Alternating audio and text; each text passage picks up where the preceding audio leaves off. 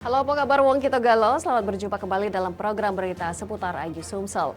Di saat Anda siap beraktivitas di pagi hari, saya Anggi Pradita siap menemani Anda dengan berbagai berita dan informasi menarik hari ini, Senin 25 September 2023. Sajian utama hari ini antara lain: Kejari Oku Timur sita uang tunai 2,4 miliar rupiah korupsi Bawaslu.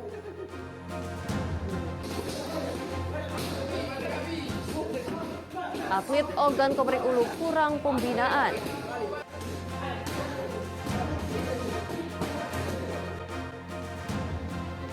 Warga mengungsi akibat kebakaran hutan dan lahan.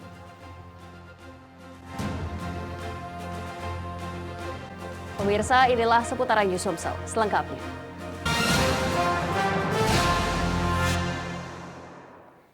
Kita awali informasi pertama pagi ini, pemirsa. Pengembangan kasus korupsi dana hibah Bawaslu Kabupaten Oku Timur terus berlanjut.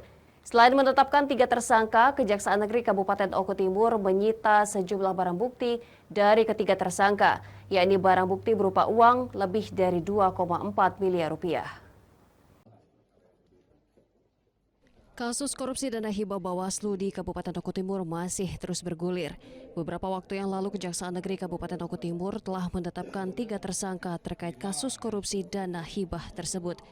Selain menetapkan tersangka, Kejaksaan Negeri Kabupaten Oku Timur juga ikut menyita barang bukti uang sejumlah 2,4 miliar rupiah lebih dari ketiga tersangka. Sebelumnya, hasil audit tim penyidik Kejari Oku Timur memperkirakan dalam kasus korupsi dana hibah Bawaslu Oku Timur untuk pengawasan pilkada tahun 2019-2020 mengakibatkan kerugian negara mencapai 4,5 miliar rupiah. Kepala Kejaksaan Negeri Kabupaten Oku Timur mengungkapkan tim penyidik akan kembali melakukan aset tracing atau penelusuran aset terhadap ketiga tersangka.